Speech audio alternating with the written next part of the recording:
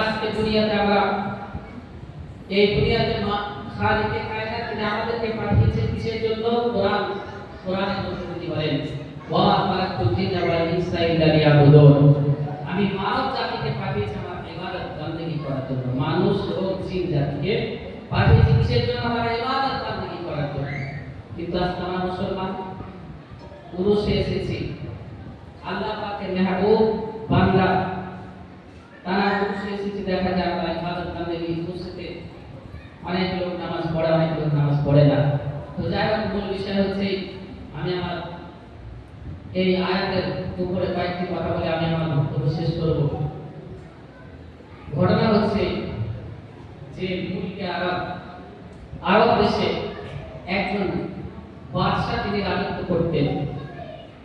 সেই রাজার সমস্ত কিছু ছিল, তার সম্পত্তির অভাব ছিল না, তার শক্তির কোনো অভাব ছিল না, বিশাল সেনাবাহিনী, কোনো জিনিসের তার অভাব ছিল না। কিন্তু সেই রাজা তিনি মনে মনে সর্বসময় তিনি কষ্ট পেতেন।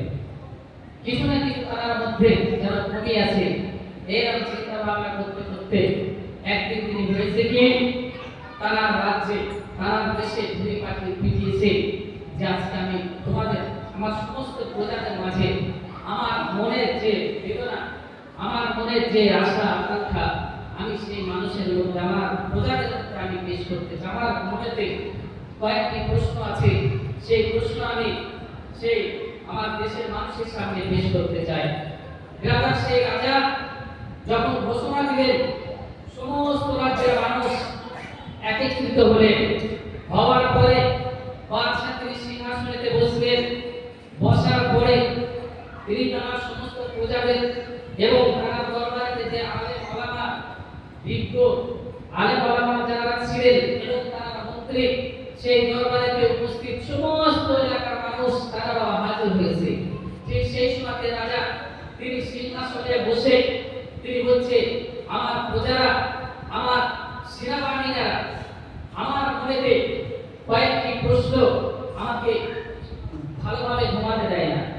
আমার সুন্দর বিছানা কিন্তু আমি ভালোভাবে ঘুমাতে পারি না। আমার মনে কয়েকটি প্রশ্ন, এই কয়েকটি প্রশ্নের উত্তর তোমাদেরকে দিতে হবে। যদি আমার এই তিনটে প্রশ্নের উত্তর যদি তোমাদের মধ্যে প্রজা হোক, সে মন্ত্রী হোক, সে সেনা হোক আর যে হোক, যদি আমার এই তিনখানা প্রশ্নের উত্তর কেউ যদি দিতে পারে, আমি রাজা হয়ে কথা দিচ্ছি, আমার যে রাজত্ব আছে এই রাজত্বের অর্ধেক ভাগ আমি তাকে দিয়ে দিব। যখন এই কথা বলেছে সমস্ত প্রজা চোখ যেন ছিটকে বেরিয়ে এসেছে। একজন ব্যক্তি যদি এই প্রশ্নের উত্তর দিয়ে দেয়, অর্ধেক রাজত্ব বিশাল ব্যাপার। রাজা যে সিংহাসনে বসে আছে, সেই সিংহাসনে বসার জন্য তাকে অনুমতি দেওয়া হবে। এইরকম তিনি এই প্রশ্নের মাঝে তিনি এইরকম শর্তে দিয়ে রাখেন, কেউ যদি এই প্রশ্নের উত্তরগুলো দিয়ে দেয় তাহলে আমি তাকে আমার এই যে রাজত্ব আছে অর্ধেক রাজত্ব তাকে দিয়ে দেব এবং আমার এই সিংহাসনে তাকে বসার জন্য তাকে সুযোগ করে দেওয়া হবে। সমস্ত মানুষ যেন আকাঙ্ক্ষিত হয়েছে যে আমি কখন এই প্রশ্নের উত্তর দেব। কিন্তু রাজা সেই সময় বললেন যে প্রশ্নের সাথে সাথে আমার একটা শর্ত আছে। কোন এই প্রশ্নের উত্তর কোন বান্দা দিতে গিয়ে যদি ভুল উত্তর এসে যায়, আমার প্রশ্নের উত্তর যদি ভুল দিয়ে ফেলো, তাহলে কিন্তু ওই ব্যক্তিকে জল্লাদ তার কল্লাটা তার ঘর থেকে আলাদা করে দেবে। রাজা যখন তিনি এই কথাটা বললেন, তো তখন যারা প্রশ্নের উত্তর দেওয়ার জন্য আগে আসছিলেন সঙ্গে সঙ্গে তাদের পদক যেন উঠে গেল, সমস্ত এলাকা যেন নীরব হয়ে গেল, সেইখানে যেন সান্নাটা ছেয়ে গেল যে রাজা তিনি এমন একটি কথা বললেন, প্রশ্নের উত্তর দিয়ে দিতে পারলে তিনি সিংহাসন অর্ধেক দিয়ে দেবে, কিন্তু যদি না দিতে পারি তাহলে আমার প্রাণ চলে যাবে। সিংহাসন আমি নাইবার পেলাম, তাহলে তো বেঁচে যাব, আমার কোনো দরকার নাই। রাজা তারা কি করলেন, সরে গেলেন। কিন্তু রাজা বলছে আমার প্রশ্ন কথা কমসে কম শোনো। আমার প্রশ্ন হচ্ছে ভাই, প্রথম প্রশ্ন হচ্ছে এটা যে আমি রাজা হয়ে যে তোমাদের যে প্রশ্ন করছি, প্রথম প্রশ্ন হচ্ছে এটা যে পৃথিবীতে কোন এমন জিনিস যে জিনিসটাকে কিনা যায় না, এমন দামি জিনিস তাকে আমার এক রাজত্ব দুই রাজত্ব যদি 100টা রাজত্ব থেকে কেনা যায় না সেই জিনিসটার নাম কি? প্রথম প্রশ্ন যে আমার প্রশ্ন হচ্ছে এটা এমন একটা জিনিস আছে যে জিনিসটা এত দামি তাকে পৃথিবীর কোনো মানুষ কিনতে পারবে না, সেটা কোন জিনিস? দ্বিতীয় প্রশ্ন হচ্ছে এটাই যে কোন এমন জিনিস যে মানুষের থেকে শক্তিশালী কিন্তু মানুষ তাকে কাবু করতে পারে, মানুষের থেকে বেশি শক্তিশালী কিন্তু তো মানুষ তাকে কাবু করতে পারে, মানুষ তাকে হারাতে পারে, সেটা কোন এমন জিনিস? এই জিনিসটা। আর তৃতীয় প্রশ্ন হচ্ছে এটাই যে পৃথিবীতে সবথেকে বড় শক্তি কি আর সবথেকে বড় বিদ্যে সেটা কি? এই তিনটা প্রশ্ন বাদশা তিনি তার প্রজাদের মাঝে রাখলেন, কিন্তু কেউ যদি প্রশ্নের উত্তর দিতে পারে তার অর্ধেক রাজত্ব তিনি পেয়ে যাবেন, আর যদি প্রশ্ন দিতে গিয়ে যদি ভুল উত্তর হয়ে যায় তাহলে ওই ব্যক্তির গর্দানকে কেটে দেওয়া হবে। এরকম ভাবে তিনি যখন প্রশ্নখানা ছেড়ে দিলেন, সমস্ত সেই রাজ্যের যতগুলো মানুষ ছিল তারা কদম পিছিয়ে নিবে, তারা নীরব হয়ে গেল। কেউ প্রশ্ন দেওয়ার জন্য, কেউ প্রশ্নের উত্তর দেওয়ার জন্য সামনে এগিয়ে আসতে যা পুরো এলাকা, পুরো রাজত্ব যেন নীরব হয়ে গেল। কিছুক্ষণ পরে দেখছে যে একজন জওয়ান যুবক যার শরীরে পোশাক আছে কিন্তু ছিঁড়া পোড়া যে ব্যক্তি আসছে, মনে হচ্ছে কয়েকদিন ধরে সে কিছুই খায়নি, অনাহারে ছিল। সেই যুবক এসে বলছে, হুজুর জাহাপানা, আমি হচ্ছি সেই বান্দা যে আপনার প্রশ্নের উত্তরগুলো আমি দিয়ে দেব। বাদশা তিনি আশ্চর্য হচ্ছে, এই বান্দা তুমি কি তোমার অবস্থা দেখেছো? তোমার কি অবস্থা? তোমার গায়ে ভালো পোশাক নেই, তোমাকে মনে হচ্ছে কয়েকদিন ধরে তুমি অনাহারে আছো। এখানে এত বড় বড় বিজ্ঞ লোকরা রয়েছে, বড় বড় আলেম ওলামারা রয়েছে, তারা এই প্রশ্নের উত্তর না দিয়ে পেরে তারা মাথা নত করে আছে আমার দরবারেতে। তোমার অবস্থা দেখো, তুমি একজন জওয়ান যুবক, তোমার গায়ে ভালো পোশাক নেই, তোমার না ভালো খাওয়া দাওয়া আছে, তুমি কেমন করে আমার এই প্রশ্নের উত্তর দেবে? সেই ছেলেটা বলছে, জওয়ান যুবক বলছে, বাদশা আমি আপনার প্রশ্নের উত্তর দিতে পারলেই তো হলো। আপনার প্রশ্নের উত্তর আমি যদি দিতে পারি, আপনার যে প্রতিশ্রুতি অনুসারে আপনি কি আপনার অর্ধেক রাজত্ব আপনি দিবেন? সেই ছেলেটার মনে কি ছিল? তার দৌলতের লোভ ছিল। সেই ছেলেটার মনে কি ছিল? তার এই রাজত্বের উপরে তার একটু লোভ ছিল, যার কারণে তিনি হচ্ছে আমার প্রাণের বিনিময়ে হলো তিনি বলছেন, রাজা হুজুর আমার আগে পিছে তাকার মতন কেউ নেই, আমার না মা আছে না বাপ আছে, আমার কোনো আত্মীয় স্বজন নেই। যদি আমি প্রশ্নের উত্তর না দিতে পারি তাহলে আপনি আমাকে জল্লাদকে দিয়ে আমার কর্তাকে উড়িয়ে দিবেন, কিন্তু আমার আগে পিছে কান্নাকাটির মতন কেউ নেই। আর যদি আমি প্রশ্নের উত্তর দিতে পারি তাহলে আপনি কি আপনার রাজত্ব দিবেন? বলছে নিশ্চয়ই দেব। রাজা সেই ছেলেটা বলছে, ঠিক আছে তাহলে আপনি আমাকে একটু সুযোগ দেন, আপনি আমাকে একটু টাইম দেন। বলছে কতটা টাইম দিতে হবে? বলছে ইমাম আপনি আমাকে 1 মাস মতো টাইম দেন, এই 1 মাসের মধ্যে আপনার প্রশ্নের উত্তর আমি যেখান থেকে হোক আপনাকে এনে দেব। রাজা তখন বলছে ঠিক আছে দেয়া হবে। তাহলে আমাকে কি করতে বলছে? আপনাকে করতে হবে কি, একটা আরবিয়ান ঘোড়া, সুন্দর একটা বিশাল তেজি ঘোড়া আপনাকে আমায় দিতে হবে। ওই ঘোড়াটা আপনি দেন, আর কিছু আমাকে স্বর্ণ মুদ্রা দেন। রাজা বাদশা তার কথা শুনে একটি ঘোড়া আর এক স্বর্ণ মুদ্রা কিছু দিলেন। মন্ত্রী বলছে, রাজা আপনি কি ওনাকে চেনেন? বলে না। তাহলে আপনি যখন ওনাকে চেনেন না, ওই ঘোড়া সোনা নিয়ে যখন চলে যাবে, ও যদি না ফেরত আসে তাহলে আপনি করবেন কি? সেই যুবক বলছে, আমি যখন বলতেছি নিশ্চয়ই আসবো, আমি যখন কথা দিয়ে আসছি, কোরআন বলছে ওয়াকুবিকা ইন্নাল্লাহা কানা মাসউলা, একজন মুসলমান আর আরেকজন মুসলমানের সঙ্গে যদি ওয়াদা করে যায় তো ওয়াদা খিলাফ করা যাবে না। যদি কেউ কারোর সঙ্গে প্রতিশ্রুতি করে তো সেই প্রতিশ্রুতি ভঙ্গ করা যাবে না। এই জন্য একজন মুসলমান হয়ে আমি কথা দিয়ে যাচ্ছি, আমি আমার প্রশ্নের উত্তর দিয়ে 1 মাস পরে নিশ্চয়ই ফিরে আসবো। রাজা বাদশা বলছে ঠিক আছে, এমনি তো আমার এই প্রশ্নের জন্য দিন রাত ঘুম হয় না, আমি রাত্রে বেলাতে ঘুমাতে পারি না, যাই যা ঘুমিয়ে চলে যাবে যা, কিন্তু যদি সেই প্রশ্নের উত্তর আনতে পারে তাহলে আমি তো কমসে কম আমি একটু আগে ঘুমাতে তো পারবো। রাজা সেই ছেলেটাকে ছেড়ে দিল।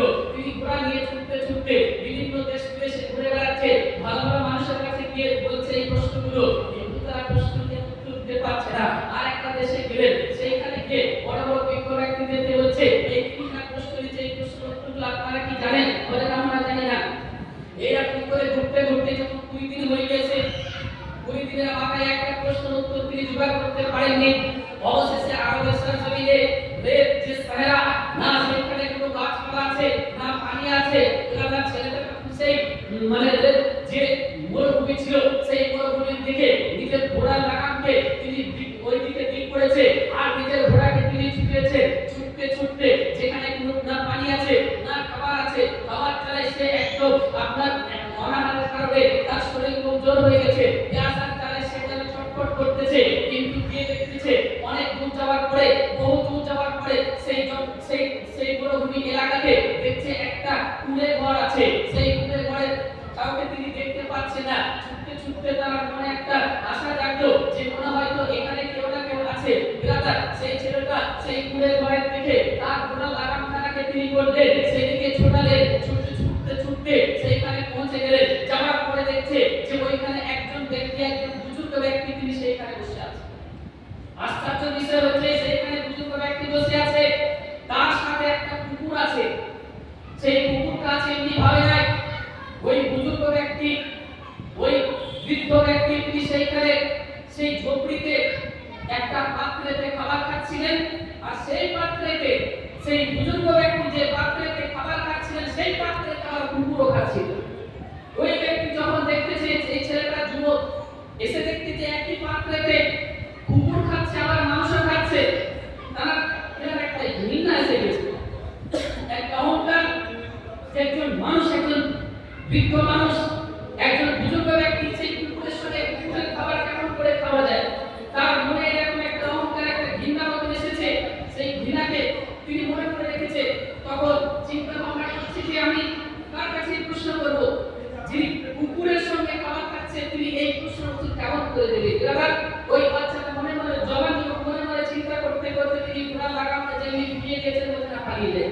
যেমনি বলছে পালিয়ে যায় ওই বুজুর্গ ব্যক্তি ছেলেটাকে দেখেইনি ওই রকম তিনি মাথা মতো পড়ে আছে ঠিক সেই সময় হয়েছে কি সেই বুজুর্গ ব্যক্তি বলছে বাবা চলে কেন যাচ্ছ যখন এসেছো প্রশ্নের উত্তর দিয়ে যাবো না সুবহানাল্লাহ সুবহানাল্লাহ বুজুর্গ ব্যক্তি চোখে ওরাকে দেখেনি ছেলেটাকে তারপরে বলছে বাবা এত দূরে যখন চলে এসেছো তুমি তোমার প্রশ্নের উত্তর না দিয়ে চলে যাচ্ছ কমসে কম প্রশ্নের উত্তর করে নিয়ে যাও তখন ওই ছেলেটা এবার ভাবছে যে বিষয়টা কি আমাকে তো দেখতে পাই না দেখার পরে আমি যে কি এনেছি আমি কেন এসেছি সেটাও তো তোমাকে বলেনি তারপরে উনি কেমন করে জানলেন যে আমি কোনো প্রশ্ন এনেছি দাদা সেই ছেলেটা যুবকটা জানছে যে কিছু এখানে হয়তো পাওয়া যেতে পারে দাদা সেইখানে বসলেন এবার ওই বুজুর্গ ব্যক্তি বলছে বাবা তুমি অনেক তুমি কষ্ট করে এসেছো তাহলে একটু পানি খেয়ে নাও সেই পাত্রতে দিচ্ছে বলছে না বাবা আমার গ্যাস লাগে গ্যাসে ছটফট করছে কিন্তু তবুও যেহেতু কুকুরের পাত্রতে খেয়েছিল বলে বলছে না আমি খাবো না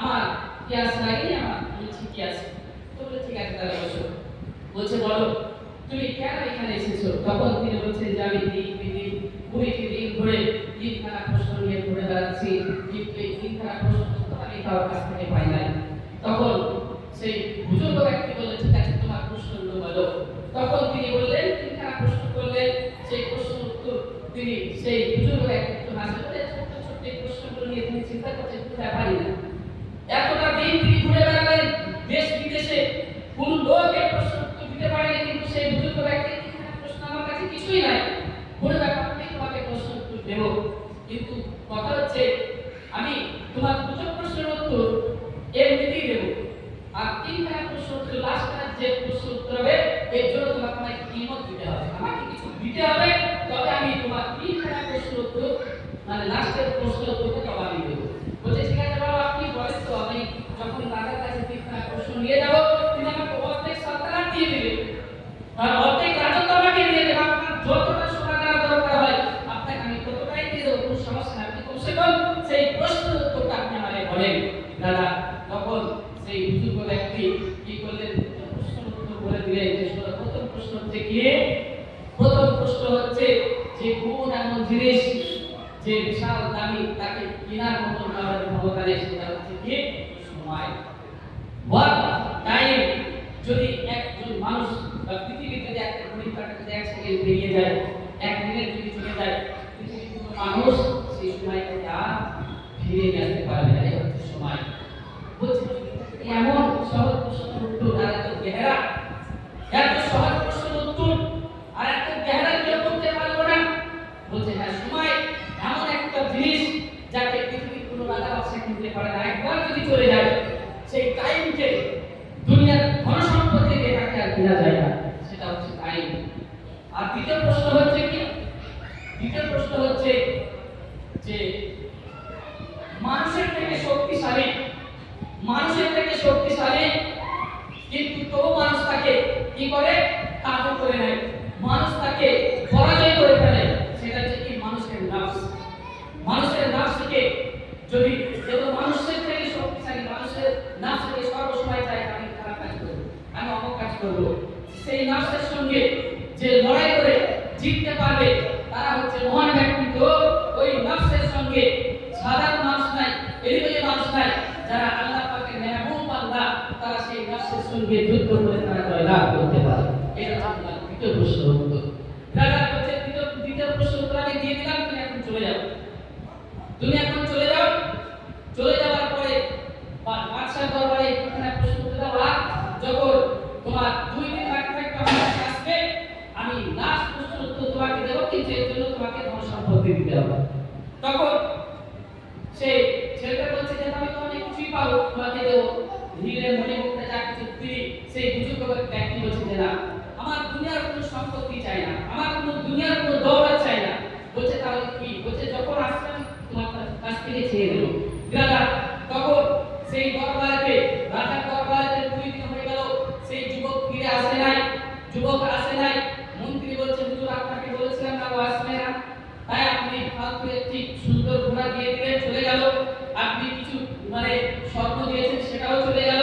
কিন্তু 2 দিন পরে সেই যুবক দেখছে ঘোড়া লাগাম ধরে ঝকঝক করে সেই দরবারে উপস্থিত হয়েছে, বলছে হুজুর জানান আমি এসে গেছি আপনার প্রশ্ন উত্তর দিয়ে। তখন বাদশার মনে একটু আনন্দ এসেছে, বলছে ঠিক আছে বলো আমার প্রথম প্রশ্ন উত্তর তুমি কি এনেছো? বলছে হ্যাঁ নিশ্চয়ই এনেছি। আপনার প্রথম প্রশ্ন উত্তর হচ্ছে যে কোন এমন জিনিস যাকে কেউ দৌলত দিয়ে কোনো কিছু পরিবর্তে কিনতে পারবে না, সেটা হচ্ছে আপনার টাইম। যে ওয়াক্ত আপনার চলে গেছে বাদশা, সেই টাইম আপনি কেন পৃথিবীর কেউ আর সেই টাইমকে ফিরিয়ে আনতে পারবে না। এটা হচ্ছে আপনার প্রথম প্রশ্ন উত্তর। বাদশা তিনি খুশি হলেন, একটু আনন্দ পেলেন যে সত্যি আমি সঠিক প্রশ্নের উত্তর পেয়েছি। রাজা তখন তিনি বলছে দ্বিতীয় প্রশ্নের উত্তর তাহলে কি হবে? বলছে দ্বিতীয় প্রশ্নের উত্তর আমি দেব, কিন্তু আমাকে আরো কিছুদিন সময় দিতে হবে। রাজা ছেলেটা সেই যুবক, তার তো ধন সম্পত্তির লোভ, যে অর্ধেক রাজত্ব তাকে পেতে হবে। রাজা তিনি কি করেছে, আরো 5 দিন পরে টাইম নিয়েছে, 5 দিন পরে 20 দিন, ওদিকে 25 দিন পরে আবার এসে তিনি দ্বিতীয় প্রশ্ন উত্তর রাজার দরবারে বলছেন হুজুর আমি এসেছি, তো আপনার দ্বিতীয় প্রশ্নের উত্তর হচ্ছে যে কোন এমন জিনিস যা মানুষের থেকে শক্তিশালী কিন্তু মানুষ তাকে কন্ট্রোল করতে পারে, কাবু করতে পারে, তাকে হারাতে পারে। বলছে সেটা হচ্ছে আপনার কি নফস, মানুষের নফস। সেই নফসের সঙ্গে মানুষ যুদ্ধ করে আর জিহাদ করে যতটা নেকি না পায় একজন বান্দা, নিজের নফসের সঙ্গে জিহাদ করলে তার থেকে বেশি নেকি পাওয়া যায়। সুবহানাল্লাহ। সেটা হচ্ছে নফস। মানুষ আশরাফুল মাখলুকাত, এই পৃথিবীতে মানুষ যদি চায় তো বহুত কিছু করতে পারে। আর এই নফসের সঙ্গে লড়াই করে যারা জিততে পারে তারা হচ্ছে ফেরেশতাদের থেকেও আল্লাহ পাকের দরবারে অতি উত্তম, মহান আল্লাহ তাআলার বারগাহে যারা নফসের সঙ্গে লড়াই করে যারা জয়লাভ করতে পারে তারা ফেরেশতাদের থেকে অতি উত্তম বলে আল্লাহ পাক ঘোষণা করেছে। আচ্ছা আমরা মুসলমান, আমাদের মন যেটা চাই সেটা আমরা করতে চাই, হালাল হারাম আমরা বুঝি না, চাই না আমরা বুঝি না। আমরা ইসলাম ধর্মে যেটা খাওয়া হারাম, এটা নেওয়া না যায়, এটা আমরা কোনো কিছু বুঝি না, দিদি হলো কিন্তু এটা হচ্ছে আমরা যদি নিজের নফসের সঙ্গে কন্ট্রোল করে এটা পরের জিনিস যদি এটা নিয়ে তাহলে চুরি করা হবে, এটা অন্যের জিনিস যদি না করে নিই তাহলে চুরি করা হবে। আমরা এইটা চিন্তা ভাবনা করি না, আমরা নফসের সঙ্গে আমরা কন্ট্রোল করতে, আমরা নফসের সঙ্গে জিহাদ করতে পারি না। রাজা ওই যুবক তিনি চলে গেলেন, এই 2খানা প্রশ্ন উত্তর দিয়ে চলে গেলেন। রাজা তিনি খুশ যে আমি 2টা প্রশ্ন উত্তর আমি সঠিক পেয়েছি। এবার 3খানা প্রশ্ন উত্তর বিশাল কঠিন, সেই কঠিন প্রশ্ন সেই যুবকের জানা নেই, তিনি সেই 3খানা প্রশ্ন উত্তর দ্রুত তিনি খুঁজে নিয়েছেন। কিন্তু এবার তিনি তৃতীয় প্রশ্ন উত্তর জানতে গেলে সেই ফকিরওয়ালা তিনি বলেছেন, সেই বুজুর্গ ব্যক্তি বলেছে তুমি আমার কি কাছে আসবে, একদিন আগে আসতে হবে না, একদিন পরে আসতে হবে না, তুমি কোন সময় ঠিক যে সময় বলতেছি তুমি যে উত্তর দেবে উত্তরটার মাত্র একদিন আগে আসবে। তোমার 3-4 দিন আগে চলে আসলে তা হবে না, কালকে গিয়ে 30 দিনের মাথায় যে তুমি উত্তর দেবে 29 তারিখে তুমি আমার কাছে আসবে, এই প্রশ্নের উত্তর আমি তোমাকে দিয়ে দেব, কিন্তু এমনিতে দেব না, তোমার কাছ থেকে আমি কিছু নেব, তবে দেব। দাদা সেই যুবক এবার তিনি ঘোড়া ছুটিয়েছেন, ছুটতে ছুটতে তিনি যাচ্ছে, ছুটতে ছুটতে গিয়ে দেখছে যে সেই পুরে ঘরে সেই রেগিস্তানে সেই ফকির বাবা সেই মানে কুকুরের সঙ্গে দেখছে দুধ, এক কাঁটা দুধ যেটা কুকুর পান করতেছে, সেখানে সেই ফকির বাবা তিনি সেই সেটা পান করতেছে। ছেলেটা দেখে মানে গ্রামের একটা মানুষের একটা অবশ্যই বলে তো কোনো কিছু আছে, একটা জঘন্যতম পশুর সঙ্গে যদি একজন মানুষ খায়, তিনি চিন্তা করতে একজন আশরাফুল মাখলুকাত, যাকে আল্লাহ পাক পৃথিবীর সবথেকে শ্রেষ্ঠতম মাখলুকাত হিসেবে বানিয়েছে, আর সে একটা নাপাক কুকুর, সেই কুকুরের সঙ্গে একই পাত্রে খাচ্ছে। দাদা তিনি এইরকম চিন্তা ভাবনা করতে করতে তিনি বললেন, তো যারা আমাকে তো এই প্রশ্ন উত্তর নিয়ে দিতে হবে। তখন সেই প্রতিভা বলছে, বাবা আসো এইখানে বসো। বলছে, বাবা আর একটা দিন বাকি আছে, আপনি আমাকে প্রশ্ন উত্তর দেন। বলছে, প্রশ্ন উত্তর আমি তোমাকে দেব নিশ্চয়ই, কিন্তু আমি তোমাকে বলেছিলাম এর জন্য আমাকে কিছু তোমাকে দিতে হবে। তো সেই যুবক বলছে, কি দিতে হবে বলো, কি দিতে হবে আপনি বলেন। তখন তিনি বলছেন, তোমাকে দেওয়ার মতো আমি সোনাদানা চাইছি না, তোমার কাছ থেকে যে আমি টাকা পয়সা হিরে মণিমুক্তা এটা আমি কিছু চাইছি না, তোমাকে কি চাইছি তোমার কাছ থেকে, যে কুকুরটাকে যে পাত্রেতে যে কুকুরে দুধ পান করেছে, অর্ধেক দুধ পান করেছে আর অর্ধেক দুধ বাকি আছে, এই অর্ধেক দুধ তোমাকে দিতে হবে। ওই ছেলেটা যখন বলেছে তখন তার যেন আর মানে অনেক টাকার ইচ্ছা হচ্ছে, কেমন করে আমি ওই কুকুরে খাবার দুধ আমি কেমন করে খাবো, তার মানে অহংকার একটা আছে যে আমি আশরাফুল মাখলুকাত, আমি সবথেকে উত্তম, আমি সবথেকে ভালো, এইরকম চিন্তা ভাবনা তার মনে এখনো আছে। তো তিনি বলছে যে আমি কেমন করে খেতে পারি, আমি না এটা করতে পারবো না। তখন সেই বুজুর্গ ব্যক্তি বলছে, তুমি যদি এটা না পারো তাহলে কিন্তু তোমার রাজার দরবারে তুমি যখন যাবে, আজকে লাস্ট ডেট, এই লাস্ট ডেটে তুমি যদি তোমার না দিতে পারো, জল্লাদকে বলে তোমার গর্দানকে উড়িয়ে দেওয়া হবে। তুমি এবার চিন্তা করো, তুমি কি প্রাণ দিবে না এই কুকুরের ঝুঁটার দুধ খাবে, এবার তো এটা তোমার ব্যাপার। সেই ছেলেটা চিন্তা করছে, আমি যদি এখানে দুধটা খাই তাহলে হয়তো আমি প্রাণে বেঁচে যাব, কিন্তু যদি দুধ না খেয়ে কুকুরটা যদি না নিয়ে যায় তাহলে তো আমাকে রাজা মেরেই দেবে। তো যাই হোক চিন্তা ভাবনা করতে করতে তিনি ওখানে বসলেন, আর সেই কুকুরে খাওয়া দুধ অর্ধেক কাটোটাকে যে ছিল, সেই দুধ চোখ মুখ বুঝে সেই জওয়ান যুবক তিনি পান করে দিলেন। বলছিলাম পান করে নিয়েছে, পান করে নেওয়ার পরে তার শরীরে এমন মানে হচ্ছে যে পুরো দুনিয়া তার বদলে গিয়েছে। কুকুরে খাওয়া দুধ, কুকুরে ঝোটা করা দুধ যখন সেই যুবক খেয়েছে, তার পুরো দুনিয়া বদলে গিয়েছে। এবার তার যে মিজাজ যে করা ছিল, সেই মিজাজ কোমল হয়ে গেছে, নরম হয়ে গেছে, তার মিজাজ একদম নরমাল হয়ে গেছে, তার মিজাজের মধ্যে চেঞ্জ এসে গেছে। দাদা তো ফকির বাবা বলছে, বাবা এবার বসো, বসো, এবার আমি তোমার প্রশ্নের উত্তর এবার তোমাকে দিচ্ছি। দাদা সেই তিনখানা প্রশ্ন লাস্ট উত্তর হচ্ছে তাই যে তিনখানা প্রশ্ন শেষ মানে প্রশ্ন হচ্ছে তাই যে বাদশা বলেছিল যে পৃথিবীতে সবথেকে সত্যি কোনটি, আর সবথেকে বড় মিথ্যে, আর সবথেকে বড় সত্যি কোনটি, এই দুটো জিনিস আমাকে বলতে হবে, এর কারণে আমার ঘুম আসে না। দাদা সেই বুজুর্গ ব্যক্তি বলছে, সবথেকে সত্যি জিনিস যেটা হচ্ছে আমার জিন্দেগি, সবথেকে সত্যি যেটা হচ্ছে কি মরণ, সবথেকে সত্যি যেটা হচ্ছে সেটা হচ্ছে মরণ। আমরা প্রত্যেকে জানি যে আমাদের মধ্যে আছে যে ধর্মের মানুষ থাকলে এটাই হচ্ছে সত্যি, এটাই হচ্ছে সত্যি, সবথেকে বড় সত্যি দুনিয়াতে তাই যে মানব হয়ে দুনিয়াতে জন্ম যে নিয়েছে তাকে একদিন মরতে হবে, এটাই হচ্ছে সবথেকে বড় সত্যি। আর সবথেকে বড় মিথ্যে হচ্ছে কি আমাদের জিন্দেগি, আমাদের জীবন, যাকে আমরা সবথেকে নিজের আপন করে ভাবি, যাকে আমরা সবথেকে নিজের করে ভাবি, সেই জিন্দেগি আমাদের মুহূর্তের মধ্যে কোন সময় আমাদের প্রাণ থেকে বেরিয়ে চলে যাবে। আমরা কখনো স্বপ্নেতেও মানে আমরা কখনো ভাবতেই পারি না যে আমার বড় কোনো অ্যাক্সিডেন্ট হয়ে যাবে, আমার বড় এইরকম ভাবে একটু গাড়ি চাপা পড়ে হবে, তো এইরকম যে প্রাণ চলে যাবে।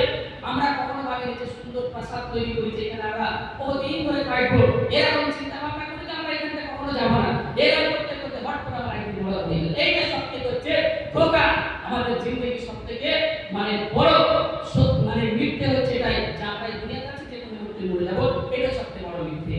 দাদা এই প্রশ্নের উত্তর দিতে যখন ওই বাবার কাছ থেকে নিলেন, তিনি তারা কদম খুশি করলেন।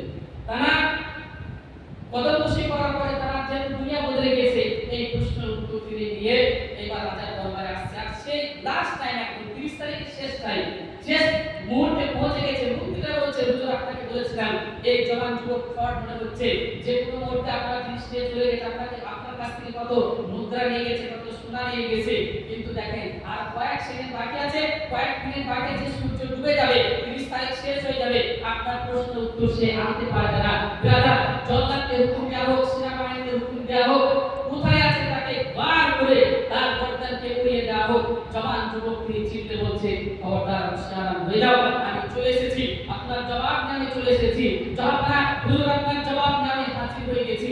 বলছে এই দেখো চলে এসেছে, আমরা যার সম্পর্কে একটু কথা ভাবছিলাম সেই যুবক তো চলে এসেছে। হ্যাঁ যুবক বলো, তোমার লাস্ট প্রশ্নের উত্তর আমার যে প্রশ্ন করেছিলাম তুমি কি সেই উত্তর এনেছো? বলছে হ্যাঁ জবাব আমি এনেছি, হুজুর আমি এনেছি। তিনি সেই প্রশ্নের উত্তর বললেন যে জিন্দেগির সবথেকে বড় ধোঁকা, জিন্দেগির সবথেকে বড় হচ্ছে মিথ্যে, এটা যে কোনো মুহূর্তে চলে যেতে পারে, যার কারণে আপনার ঘুম আসে না।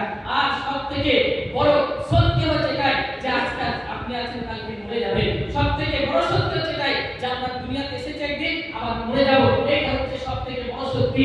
রাজা এই প্রশ্নের উত্তর যখন তিনি পেলেন, তার জিন্দেগি, তার দিন একদম মাইন্ড হয়ে গেল, একদম তিনি যেন কোমর হয়ে গেলেন, তিনি নীরব হয়ে গেলেন যে জীবন আমি এই তিনখানা প্রশ্ন যেন আমাকে ঘুরে ঘুরে খাচ্ছিল, আমি কখনো ঘুমাতে পারিনি। রাজা তখন যুবককে বলছে, এই যুবক আমি আমার প্রতিশ্রুতি অনুযায়ী এই রাজত্বে অর্ধেক ভাগ আমি তোমাকে দিয়ে দিলাম। তিনি তার গলা থেকে মালা, হীরের মালা খুলে সেই যুবকের গলায় পরাতে যাচ্ছিলেন।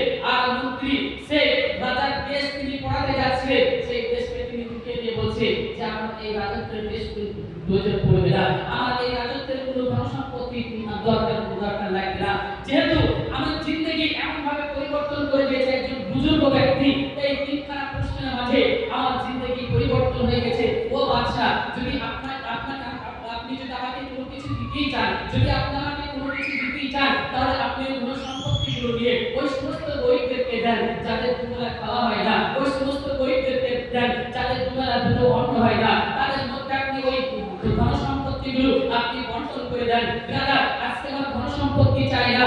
দাদা এই কথা বলে সেই দরবার থেকে সেই যুবক তিনি বেরিয়ে চলে আসছে। দাদা সে আজকে একজন সুন্দর মনের মানুষ হয়ে গেছে। শুধু সুন্দর মনের মানুষ নাই, তিনি সেইখান থেকে বলছে হুজুর আমি শুধু এই ঘোড়াটা নিয়ে গেছিলাম, এই ঘোড়াটা পর্যন্ত আমি আপনাকে দিয়ে দিলাম, যা কিছু আপনার কাছ থেকে নিয়েছিলাম আমি সব কিছু আপনাকে দিয়ে গেলাম, আমার আর কোনো জিনিসের প্রয়োজন নেই। দাদা চিন্তা করেন, এক সময় যে যুবকের মনে আশা ছিল যে এই রাজত্ব আমার অর্ধেক চাই, যে যুবকের মনে এই এমন আশা আকাঙ্ক্ষা ছিল, লোভ ছিল যে এই রাজত্ব আমাকে অর্ধেক পেতে হবে, এর জন্য আমাকে যত কষ্ট করতে হয় হোক আমি কষ্ট করব, কিন্তু এই রাজত্ব আমার চাই।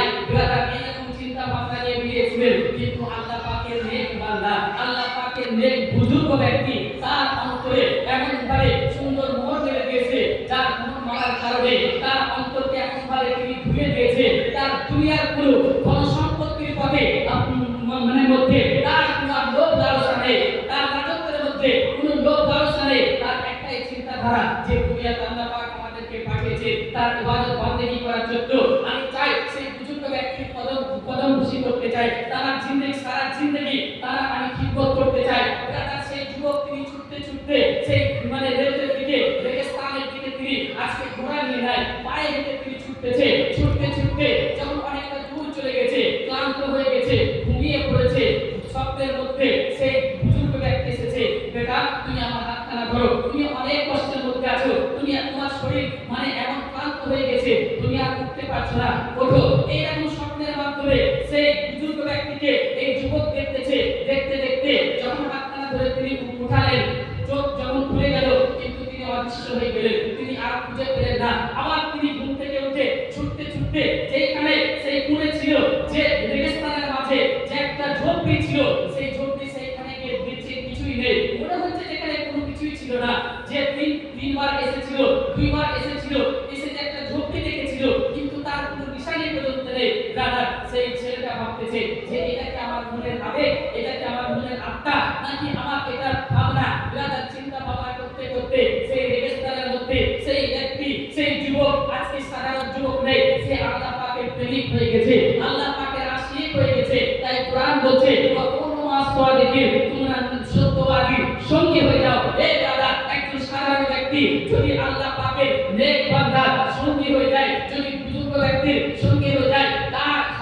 জিন্দেগি মুহূর্তের মধ্যে পরিবর্তন হয়ে সে আল্লাহ পাকের নেক বান্দা হয়ে যাবে। এই মুসলমান আজকে আমরা মুসলমান এইখানে এসেছি বুজুর্গ ব্যক্তি, আজকে উসপাকে এসেছি, আজ সেটা সাহেব উসপাকে আজকে আমরা এসেছি, কিন্তু আমাদের জিন্দেগিকে আমরা প্রত্যেকে পরিবর্তন করে এখান থেকে যাওয়ার চেষ্টা করব। আমার জিন্দেগিতে দুনিয়াতে যা কিছু গুনাহ করেছি পিছনেতে সমস্ত কিছুকে তওবা করে আল্লাহ পাকের যে ইবাদত বান্দাগি, আল্লাহ পাকের নেক বুজুর্গ বান্দারা যে পেগাম আমাদেরকে দিয়েছে সেই পেগাম অনুসারে আমরা প্রত্যেকে নিজের জিন্দেগিকে সাওয়ানোর চেষ্টা করব, নিজের জিন্দেগিকে ওই রাস্তায় পরিচালিত করার চেষ্টা করব। আল্লাহ রাব্বুল আলামিন আমাদের প্রত্যেকে বলার থেকে বেশি বেশি যেন আমল করার তৌফিক দান করেন। সাইয়ের জামান ও যদি সাথ রহে বাক বাক जाता हूं मैं गुलशन तेरा बात रहे वो हमारा